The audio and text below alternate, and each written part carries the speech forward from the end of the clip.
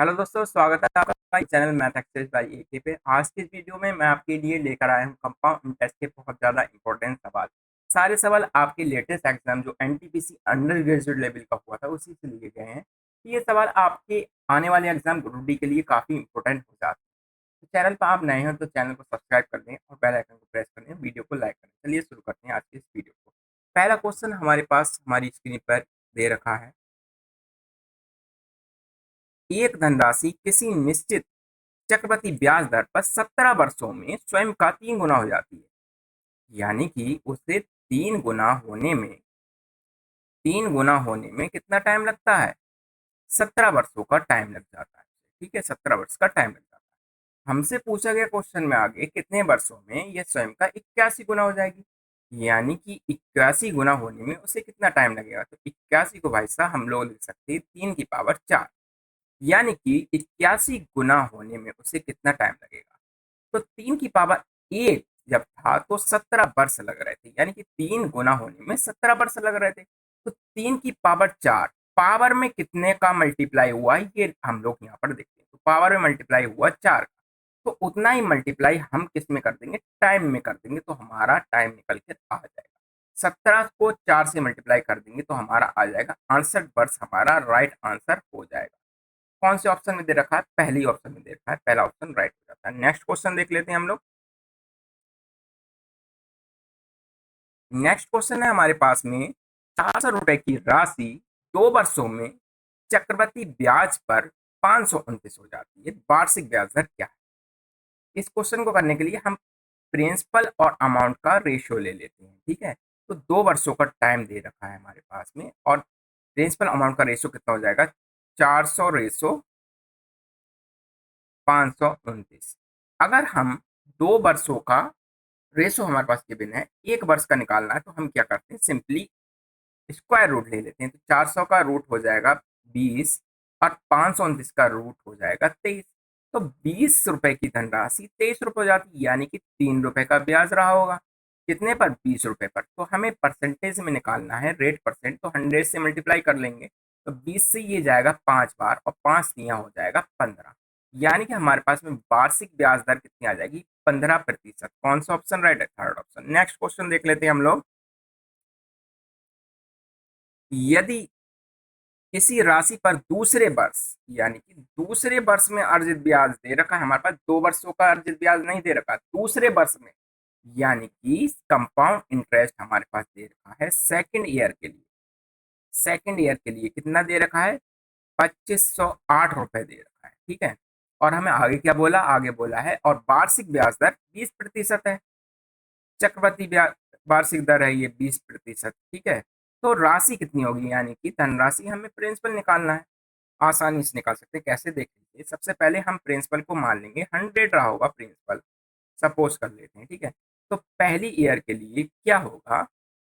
20% हमारे पास में ब्याज दर है, तो 100 का 20% हमारे पास में ब्याज कितना आ जाएगा? 20 पहली साल के लिए। दूसरी साल के लिए हम देखें तो 100 पर तो आएगा ही आएगा ये 20, और इस 20 पर भी ब्याज लगेगा, यानी ब्याज पर ब्याज लगेगा। उसी को तो चक्रवृद्धि ब्याज कहते हैं। तो 20 का 20% जो है वो हो जाएगा 4। तो सेकेंड ईयर में जो टोटल ब्याज आया तो 20 + 4, यानी कि टोटल ब्याज आ गया हमारे पास में 24। लेकिन क्वेश्चन में क्या कह रखा था? दूसरी ईयर का ब्याज टोटल 2508 है। यानी कि 24 की वैल्यू कितनी हो गई? 2508। हमें निकालना है प्रिंसिपल, यानी कि 100 की वैल्यू निकालना है। तो 100 की वैल्यू हो जाएगी कितना? 2508 डिवाइडेड बाई, यानी कि भाग करेंगे इसे 24 से और मल्टीप्लाई कर देंगे 100 से। तो 4 से ये कट जाएगा 6 बार, 4 से 6 बार और 2 बार, और ये 7 बार, और ये 3 से 2 बार जाएगा, 3 से 2 बार और जीरो लगाएंगे और 9 बार। ठीक है, और 2 से ये चला जाएगा 50 बार। यानी कि हमारा जो अमाउंट प्रिंसिपल जो आएगा वो आएगा 209 गुणा 50, जो कि हो जाएगा 0, 9 पंजे 45 और 5 दूनी 10, यानी कि 10,450 रुपए हमारी धनराशि रही होगी। कौन सा ऑप्शन राइट है? Second option should be the right answer. Next question देख लेते हैं। नेक्स्ट क्वेश्चन में कह रहा है कि 2500 रुपए की राशि 2 वर्षों में चक्रवृद्धि ब्याज पर 28 में हो जाती है। तो वही रहा हमारा रेशो वाले कॉन्सेप्ट पे क्वेश्चन आ गया। यानी कि प्रिंसिपल टू अमाउंट का रेशो हमारे पास में 2 साल के लिए कितना रहा है? ये है 2500 से हो जाती है धनराशि 2809 हो जाती है। तो एक साल में क्या हुआ होगा, एक साल में अंडर रूट ले लेंगे तो 50 से हो जाएगी कितना, 53 हो जाएगी। तो कितना ब्याज आएगा 50 से 53 में, यानी कि 3 रुपए ब्याज आ गया कितने पे, 50 पे। हमें रेट परसेंटेज निकालना है तो 100 से मल्टीप्लाई कर देंगे तो हमारे पास वार्षिक ब्याज दर आ जाएगी 50 से 2 बार और 3 दूनी 6%, यानी कि वार्षिक ब्याज दर कितनी आ गई, 6%। सेकेंड ऑप्शन हमारा राइट हो गया। नेक्स्ट क्वेश्चन देख लेते हैं हम लोग। कह रहा है कि 10 लाख की राशि को बैंक में जमा करने पर 11% वार्षिक चक्रवृद्धि ब्याज पर निवेश किया। परिपक्वता यानी कि मेच्योरिटी पर क्या हुआ, कितनी राशि हो गई ये, 13,67,630, यानी पहले राशि प्रिंसिपल कितना था, प्रिंसिपल था 10 लाख रुपए। कुछ सालों बाद अमाउंट हमें कितना हो गया, हमारा टोटल अमाउंट 13,67,631 रुपीज। और ब्याज दर हमारे पास में दे रखी है 11%। पूछा क्या, पूछा हमें निवेश की गई अवधि कितनी, यानी कि हमारे पास टाइम हमें निकालना है इस क्वेश्चन में। कैसे करेंगे, सबसे पहले ऑप्शन का सहारा लेंगे। एक साल में ब्याज कितना है, एक साल में 11% कितने का, 10 लाख का, तो कितना हो गया, 1,10,000 हो गया ये। ठीक है, 1,10,000। लेकिन टोटल ब्याज मिला है हमें यहाँ पर, तो अमाउंट में से प्रिंसिपल माइनस करो।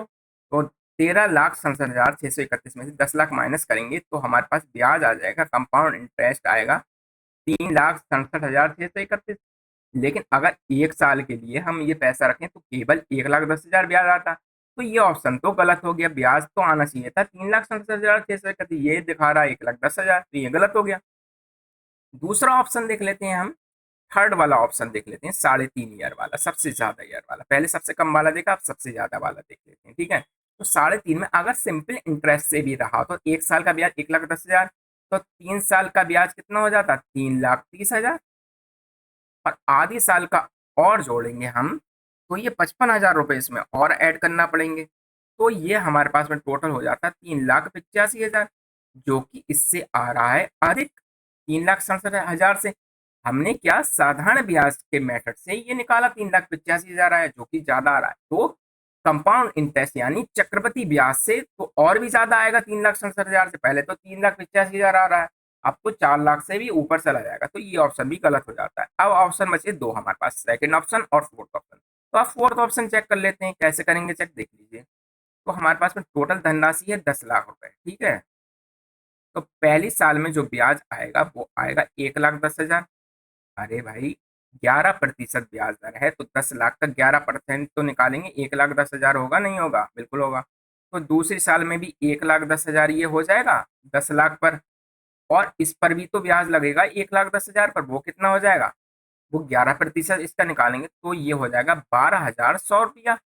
और तीसरी साल में जब हम ब्याज निकालेंगे तो 1,10,000 तो आएगा ही आएगा 10 लाख का, और इन दोनों का अलग से 12,100 रुपये 2 बार आएगा। ठीक है, 12,100 रुपये ये दोनों का आ गया, और इस 12,100 रुपये का भी 20% हम निकालेंगे तो आ जाएगा कितना, 1,331 रुपये, ये भी तो आएगा ब्याज। तो टोटल ब्याज जब हम निकालेंगे तो 3,30,000 तो ये हो गया, और 12,36,000 ये हो गया, 3,66,000, और 1,331 और, तो ये 3,67,631 बन जाएगा हमारा। तो ऑप्शन फोर्थ हमारा राइट आंसर हो जाएगा। तो आपको मैं समझता हूँ पांचों क्वेश्चन बड़ी अच्छी से समझ में आए होंगे, ट्रिक्स भी यूज की मैंने और कॉन्सेप्ट भी समझाया है। तो वीडियो अच्छी लगी हो तो चैनल को सब्सक्राइब कर लें और वीडियो को लाइक करें और कमेंट करें। Thank you so much.